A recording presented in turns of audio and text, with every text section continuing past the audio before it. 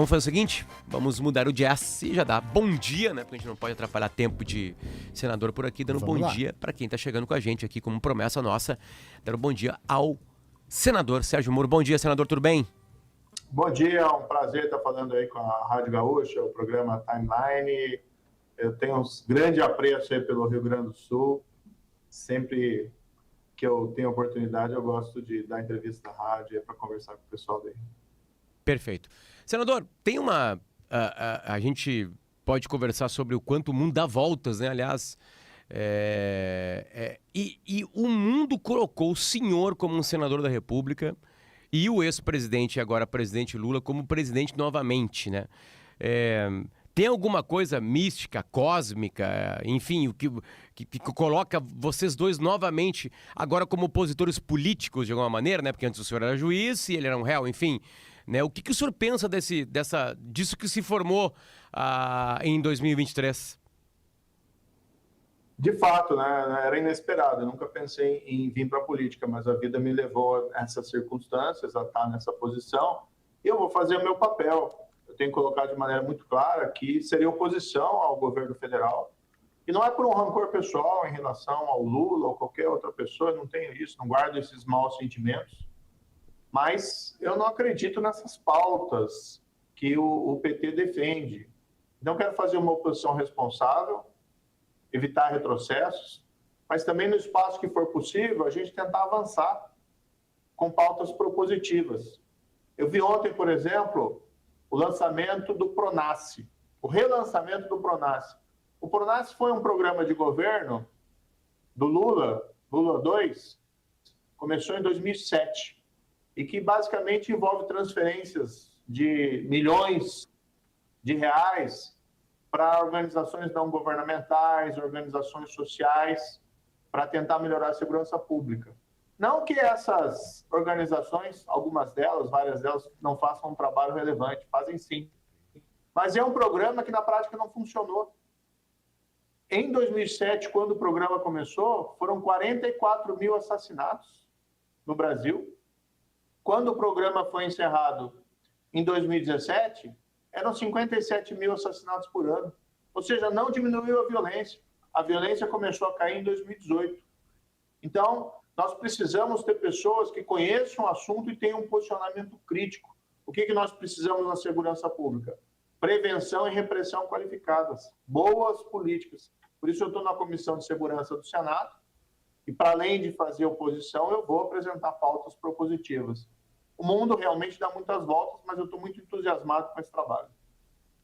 Mari. Senador, o senhor fez essa semana a primeira participação na tribuna do Senado e, de pronto, logo depois, já recebeu uma resposta de um senador petista, né? O Rogério Carvalho, do PT do Sergipe. O senhor estava falando do combate à corrupção, que é contrário as mudanças que o governo Lula quer fazer nas leis das estatais, e aí o senador petista, de certa forma, atacou o senhor, deu a entender que o senhor era corrupto. O senhor esperava que os petistas iriam para cima do senhor tão cedo assim no Congresso? Olha, eu não tenho medo de cara feia. Então, se for para ir para o embate, nós vamos para o embate.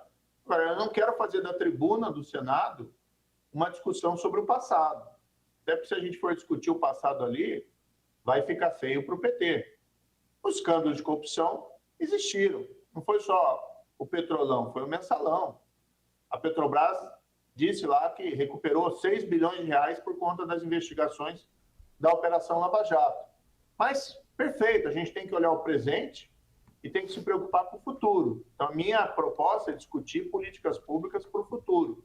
Eu subi a tribuna e fiz ali uma defesa da lei das estatais, elogiei o voto do ministro André Mendonça. O PT atacou a lei das estatais, não só no Congresso, mas atacou no Supremo Tribunal Federal. Utilizou lá o partido, aquele PCdoB, que é um satélite do PT, para entrar com uma ação de inconstitucionalidade, para que fosse declarada parcialmente inconstitucional. Estava sendo julgado no plenário virtual. E veio o ministro André Mendonça e pediu vista, propiciando que tenha um debate de maior qualidade. Por que a gente vai levantar as restrições que existem na lei das estatais restrições que foram colocadas em 2016 para impedir loteamento político das estatais, para impedir que sejam colocadas pessoas lá despreparadas ou pessoas por critérios unicamente político-partidários. Vou te dar um exemplo aqui. O PT colocou o tesoureiro dele, o João Vacari, que inclusive ali foi investigado e teve condenações na Operação Lava Jato, em primeira e segunda instância por corrupção, colocou como conselheiro da Itaipu. O que esse indivíduo sabe de sistema de energia elétrica, qual que é a capacitação dele para isso? Então, a lei das estatais foi feita pelo Congresso em 2016 e foi um avanço para impedir esse loteamento político. E agora o PT vem lá tentar rever isso. Então, meu discurso foi para defender a lei das estatais. Dizer, ó, se a gente for mudar a lei das estatais, o que eu não concordo, mas se for para mudar, tem que ter um amplo debate. E me inspirei no André Mendonça para dizer, tem que passar nas comissões do Senado, qualquer proposta de alteração legislativa. E aí veio esse senador do PT com essa agressão, né, pessoal. Eu, sinceramente, como eu disse, eu não quero entrar aqui numa discussão de relação. Acho que a tribuna do Senado não tem esse papel. A gente tem que olhar para o futuro. Mas se a gente sofreu embate, a gente vai para o embate. A gente não tem medo de cara feia, não. A gente já enfrentou o PCC, já enfrentou Comando Vermelho, já enfrentou organizações criminosas que se incrustaram na administração pública para praticar corrupção. Então, medo a gente não tem. O senhor publicou no Twitter uma crítica que muita gente considera prudente, correta, né, em relação à possibilidade de o presidente Lula indicar para o Supremo Tribunal Federal o advogado Cristiano Zanin, que defendeu o próprio Lula na Operação Lava Jato, né? O senhor avaliou que isso atenta contra o princípio da impessoalidade, que ameaça a independência das instituições. A minha pergunta para o senhor é se, quando o senhor assumiu como ministro da Justiça do então presidente Bolsonaro, isso lá em 2018, se de alguma forma não lhe faltou essa impessoalidade também, já que o senhor, como juiz, tinha sido responsável pela prisão do Lula, né, que ficou impedido de participar daquela eleição porque estava preso. Isso inegavelmente facilitou a vitória do Bolsonaro naquele momento ali, mas logo depois o senhor virou ministro dele. Não houve aí uma certa confusão também entre a atuação do judiciário e os interesses políticos, senador?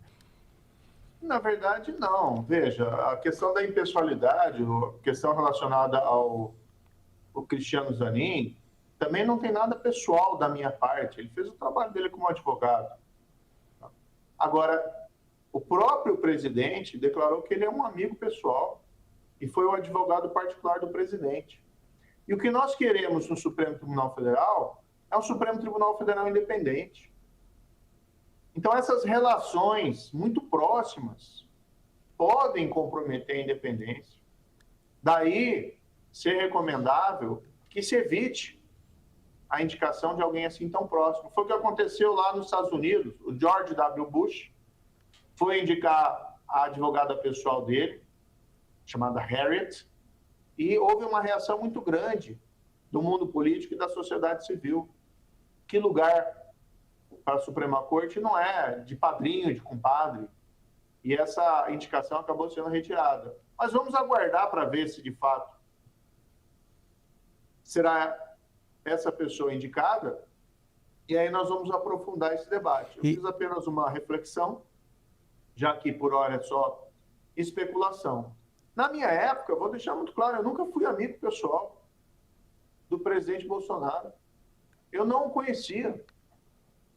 Eu conheci Bolsonaro após as eleições, quando fui convidado.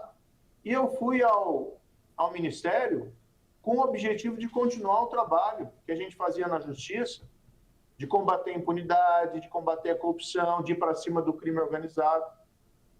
E vou dizer assim muito claro, quando houve divergências insuperáveis, eu preferi sair do governo, mantendo ali as minhas posições. Então, eu não tenho esse relacionamento pessoal. Então, ali, aquele momento, embora muita gente use isso politicamente para apontar que eu teria atuado de maneira inapropriada, mas eu fui convidado depois. Eu condenei o Lula, e não fui só eu, foi o tribunal também em Porto Alegre, um tribunal extremamente respeitado aí do Rio Grande do Sul. A condenação foi em 2017. Foi mantida em 2018. Depois foi mantida pelo STJ. Então não teve nada ali de Em algum pessoal momento, nesse movimento. em algum momento o senhor se arrependeu de ter feito parte do governo de Jair Bolsonaro? Não, é porque eu fui com propósito. E nós conseguimos, não consegui fazer tudo que eu queria, principalmente avançar no combate à corrupção, e por isso a razão da minha saída, mas nós combatemos a criminalidade violenta, o crime organizado. Em 2019, nós tivemos a maior queda histórica, de cerca de 19% dos assassinatos do país em relação ao ano anterior. Nós fomos para cima do crime organizado. Vou te falar uma coisa que acho que é interessante. A última vez que o crime organizado colocou as asinhas para fora para cometer atentados contra a população civil, queimar ônibus, incendiar estabelecimento comercial, foi em janeiro de 2019 no Ceará. Começo do governo, eu era ministro, nós reagimos prontamente, enviamos a Força Nacional, Polícia Rodoviária Federal, Polícia Federal, retiramos os criminosos responsáveis pelos atentados terroristas do Ceará, colocamos em presídios federais, e não houve mais incidentes por 4 anos. Agora, nesse mês, nós estamos assistindo atentados por organizações criminosas no Rio Grande do Norte. Espero que não seja uma volta a um passado que nós pensávamos ter abandonado naquela época, mas gera preocupação a retomada desses atentados já no início desse novo governo. Espero que o novo governo tenha aí a compreensão de que é necessário reagir com severidade, né, com energia em relação ao crime organizado. Deixa eu aproveitar essas duas palavras, severidade e energia. Tivemos durante a Operação Lava Jato muita severidade e energia do juiz responsável por ela, onde caía, né? O juiz é o senhor. No governo Bolsonaro, a Lava Jato despencou. Ela praticamente... Bom, que saiu do noticiário, a gente tem certeza disso. Que parou de fazer operações, a gente tem mais certeza ainda, enfim. Com o governo Lula, a notícia que a gente tem é que o novo juiz da operação é um crítico ao senhor e fez uma doação, PG e Mari, de R$13, né, um número simbólico, à campanha do agora presidente Lula, né, pela 3ª vez. Enfim, o presidente Bolsonaro e o presidente Lula não gostam os dois da Lava Jato? E o que o senhor tem para falar desse novo juiz que está cuidando do caso agora? Olha, o que a Lava Jato nos ensina é, primeiro, que a gente pode combater a corrupção. O Brasil não está fadado a ser um país corrupto. Mas também, o que aconteceu depois dela indica que essa luta tem que ser permanente. Então, o que eu estou fazendo? Eu estou aqui no Senado e eu vou trabalhar para que nós possamos aprovar medidas que restabeleçam as condições para que nós voltemos a ter prisão de corruptos no país. Mas o senhor sabe que Então, a pressão política colaborou muito com a Operação Lava Jato. Hoje a gente não vê ninguém se movimentando para isso. Aliás, os políticos, de alguma maneira, até se afastaram dela, nem tocam para falar dela. Sem pressão política, a Lava Jato, o senhor sabe disso. Né? Sem a pressão política, sem as pessoas na rua, sem, enfim, nada do que o senhor teria feito. A pressão colaborou para o seu trabalho, vamos dizer assim. Eu sei que teve um trabalho jurídico, enfim, ali o senhor tinha que, né, julgar os casos, enfim, o senhor é o juiz. Mas a gente não vê isso, nem na classe política e nem nas ruas. Como é que o senhor conseguiria fortalecer novamente uma operação desse tipo? Ou operações parecidas? Essa é a luta que nós temos que retomar. A gente não pode desistir. Eu não sou pessoa de desistir. Eu vim aqui para o Senado, um dos papéis, eu não vou ser um senador de uma tecla só. Eu vou trabalhar em pautas econômicas. Eu vou trabalhar nas pautas do agronegócio, que são importantes para o país. Vou ser oposição ao governo nessas medidas que são contrárias aí ao nosso crescimento econômico. Agora, não vou abandonar a luta contra a corrupção. E passa para nós restabelecermos essas condições. Mas o senhor não se sente sozinho nisso aí? Não, existe muita gente boa aqui também no Congresso Nacional. Mas essa gente boa não está falando nada, está quietinha. Vou te dar um exemplo aqui. Eu pedi o desarquivamento do projeto que restabelece a prisão em segunda instância. Havia sido apresentado em 2019, foi aprovado na CCJ, não foi votado no plenário e foi arquivado. Eu fiz um requerimento, em vez da gente começar do zero, como já foi aprovado na CCJ, vamos aproveitar. Eu fiz um requerimento, parte da imprensa, inclusive, criticou, dizendo que eu estava isolado. Em uma semana nós tínhamos 27 assinaturas, 27 senadores. E teríamos mais, mas só precisávamos de 27. E daí o projeto foi adiante. Agora nós vamos esperar o melhor momento político para colocar isso em votação novamente. Então nós temos que recuperar isso. Eu reconheço, você tem razão, houve enfraquecimento do combate à corrupção, tanto no mundo político, como também a sociedade ficou desiludida.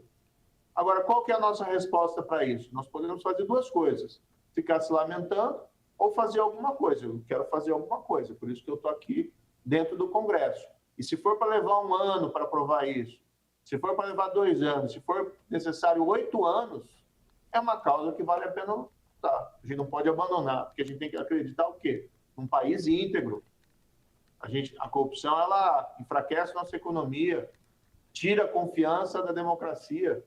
Não é um caminho do crescimento econômico. Então, é uma causa que vale a pena lutar, ainda que seja difícil. E amanhã, até a propósito, fazem 9 anos do início da Operação Lava Jato. Nós precisamos retomar aquela ideia de que quem comete crime, ainda que seja uma pessoa poderosa e ainda que seja crime de corrupção, precisa ser punido. Meu lema aqui vai ser: toda corrupção é um roubo, todo corrupto é um ladrão. A gente precisa tratar o corrupto como se fosse um ladrão. Ou seja, punido. Ele é um bandido. É isso. E tem que ser tratado como tal pela lei. Vai, Mari. Que o senhor acha o presidente Lula corrupto? Nós sabemos, né, senador? Isso está claro. Mas e o presidente Jair Bolsonaro, o ex-presidente? O senhor acha que ele foi corrupto, que ele foi ladrão? Pegando principalmente como um gancho recente a história das joias, que veio à tona recentemente, que nós descobrimos que o governo de Jair Bolsonaro recebeu um presente do governo da Arábia Saudita em joias, relógios, e que o ex-presidente ficou com essas joias, esses relógios para ele, né? E quando deveria ter dado para o Estado brasileiro. Qual é a sua opinião sobre a conduta do presidente Jair Bolsonaro ao longo desses 4 anos e desse episódio específico? Eu não quero levar essas questões nunca para o lado pessoal, entendeu? Mesmo em relação ao Lula, eu estou olhando o presente e estou olhando o futuro. Então, nós vamos ficar vigilantes em relação ao que vai acontecer dentro do governo. Então, o PRONASSE que foi lançado, eu tenho feito críticas, né? Fiz hoje críticas. Olha, esse programa não funcionou. E olha que interessante, por uma coincidência, eu, como juiz, condenei por corrupção, antes da Lava Jato, o coordenador nacional do PRONASSE, que foi preso, cumpriu pena, porque teria recebido, segundo sentenças de primeira e segunda instância, teria recebido suborno de organizações sociais que receberam recursos do PRONASSE. Inclusive, é um indivíduo aí, o coordenador nacional, era uma pessoa do Rio Grande do Sul. Não que isso seja... nós temos, infelizmente, pessoas que corrompem em todos os locais, mas era do estado do Rio Grande do Sul. Mas a gente precisa olhar para frente e não ficar tratando aí do passado. Em relação aos presentes, houve uma situação similar com o presidente Lula lá atrás na Lava Jato. E a situação é muito simples. O que diz o regramento? Presentes acima de determinado valor não podem ser recebidos por servidores públicos. Isso está no Código de Ética da Administração Pública. Mas o senhor acha que esses presentes, que o presidente Bolsonaro se mexeu para ter essas joias? Não, veja bem.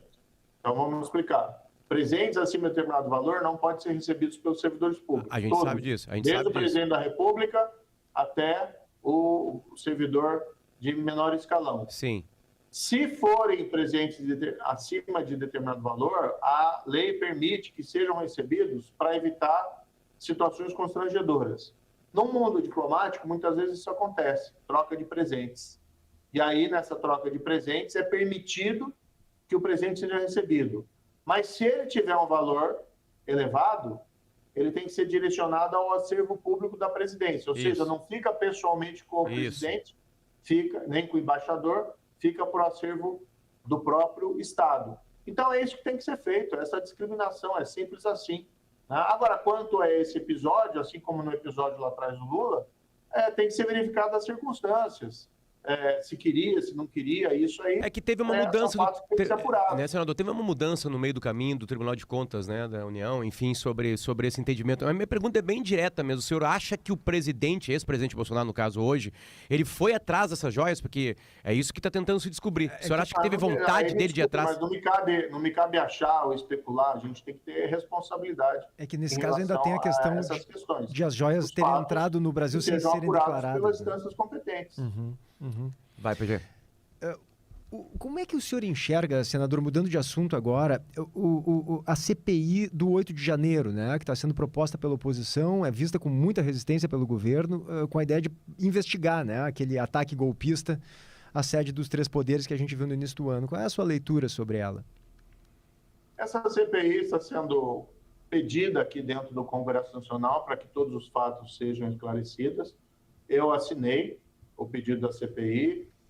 Na verdade, a própria oposição aqui no Congresso deseja que seja feita essa CPI e nós precisamos esclarecer todos esses fatos. Os fatos foram graves, né? A violência nunca se justifica, invasões ou depredações nunca se justificam, embora a gente tenha que respeitar aqui o direito à oposição, à manifestação política. Agora, nós temos que apreciar todas as circunstâncias do que aconteceu naquele dia e jogar luz a esses fatos nunca é algo negativo. Então, é importante que nós façamos isso. Claro que, após os fatos, tem que se apurar responsabilidades, né? Isso está sendo feito.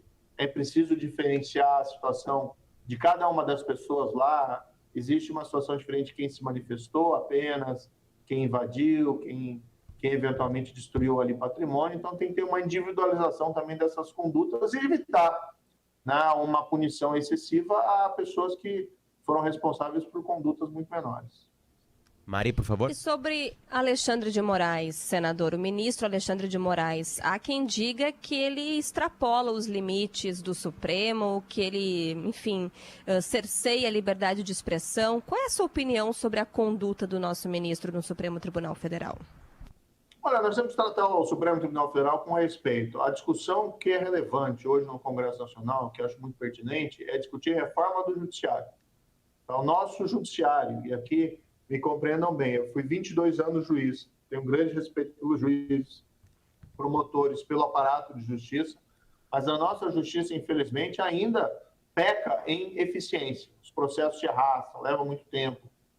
E nos casos, por exemplo, criminais, geram impunidade. Não só corrupção, outros crimes igualmente.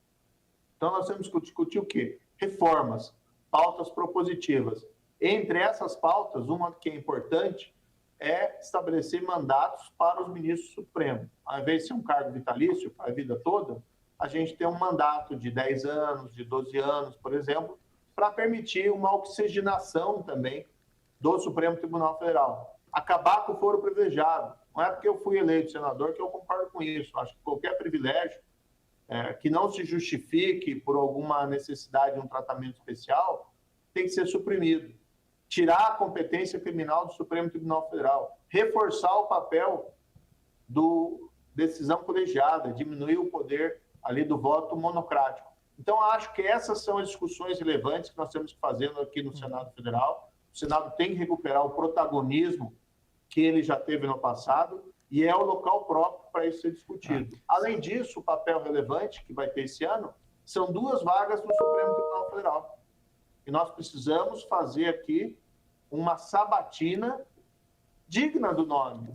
E, inclusive, exercer a nossa competência constitucional para, eventualmente, rejeitar nomes que não sejam positivos para a nossa... E a gente não quer atrapalhar senador trabalhando. Desculpa, Mari. Não, só queria ser, mas de forma simples e direta.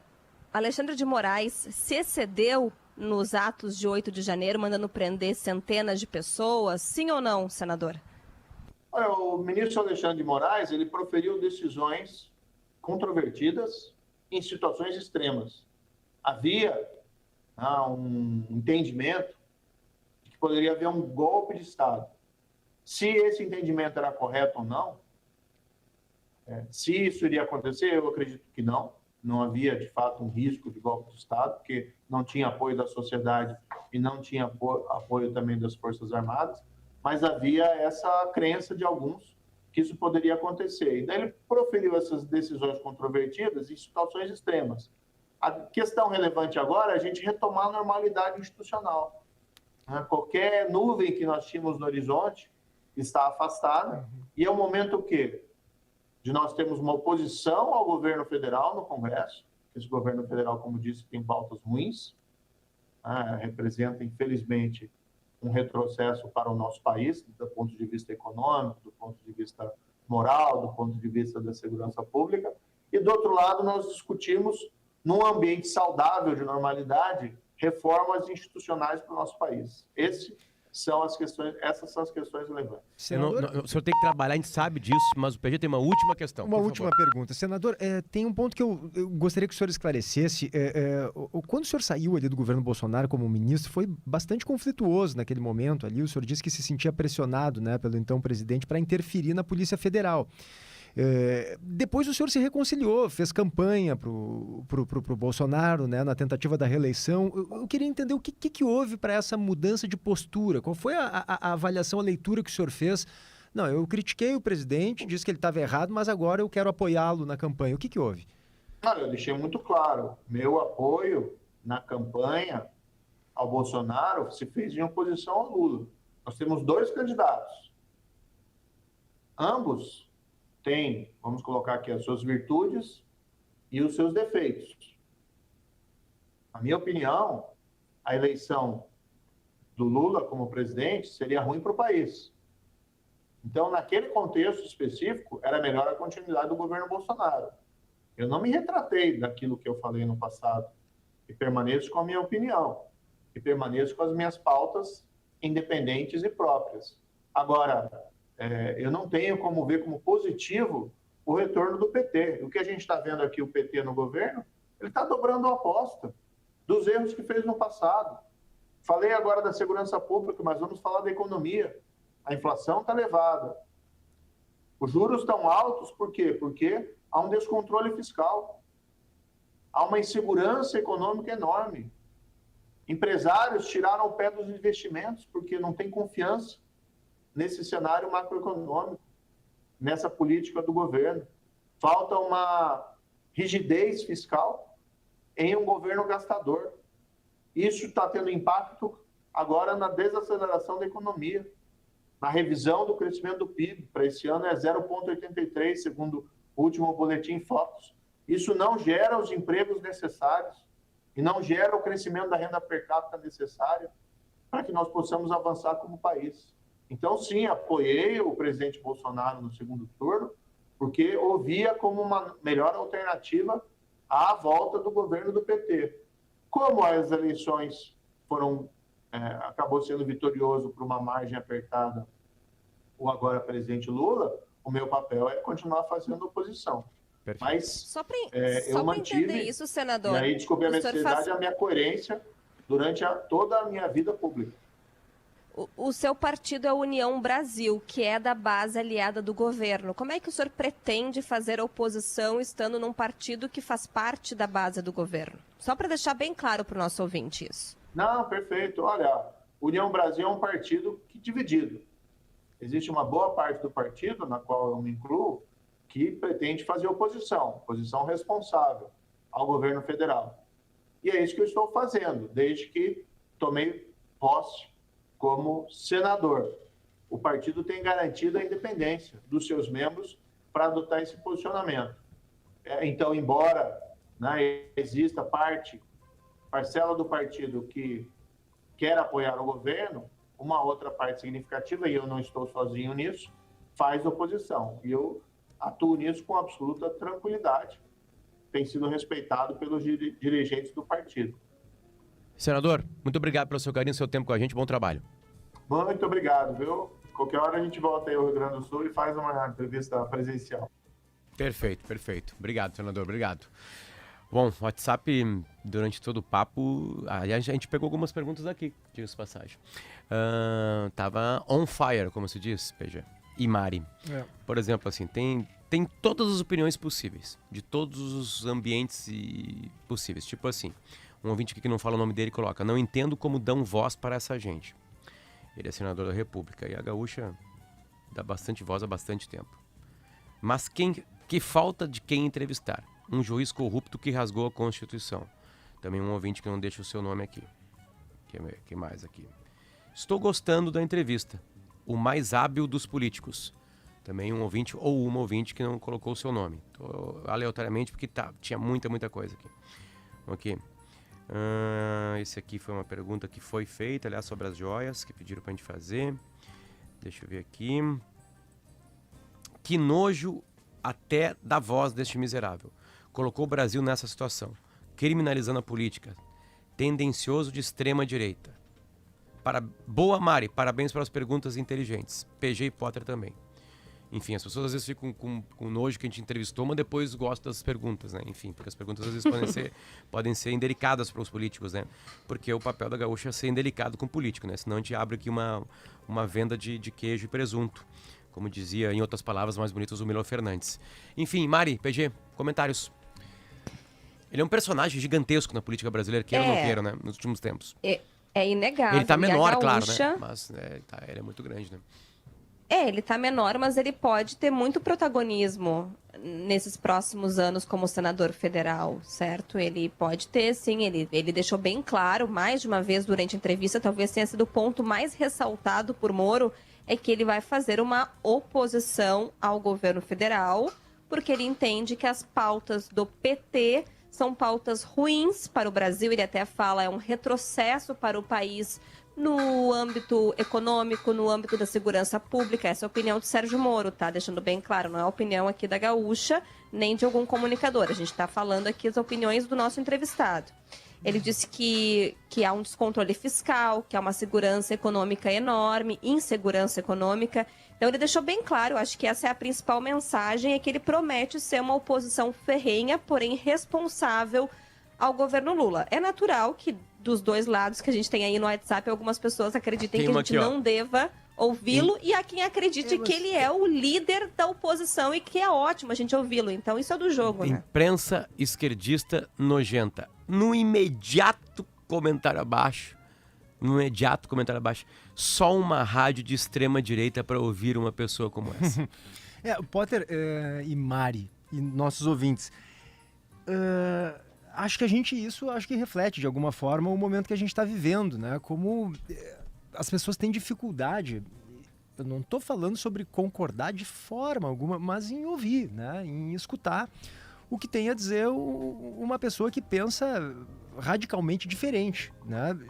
E aqui eu não estou dizendo se a pessoa tem legitimação para dizer o que está dizendo, se o que ela diz é defensável ou não. Não.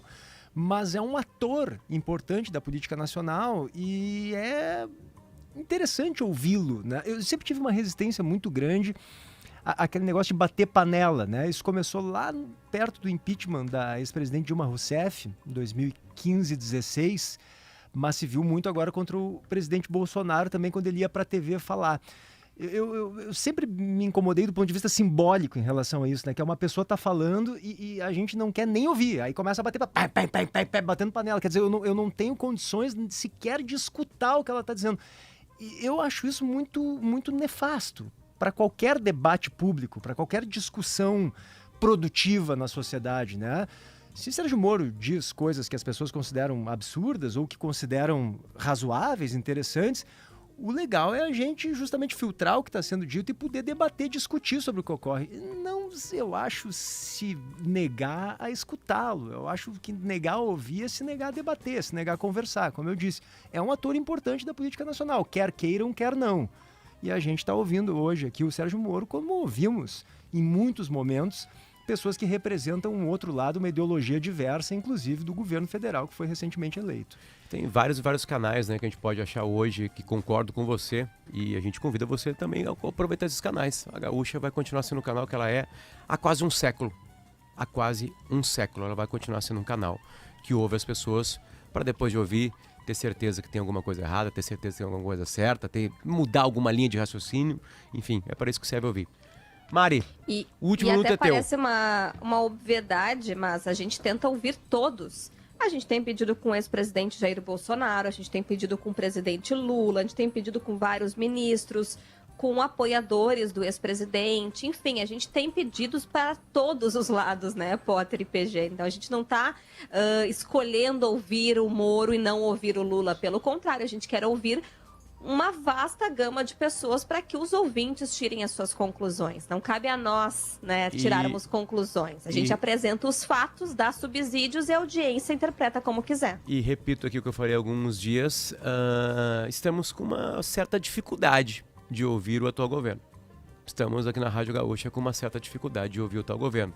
Então as pessoas que querem ouvir o governo, enfim, que concordam com o atual governo, a gente está passando isso para vocês, a gente queria ouvi-los.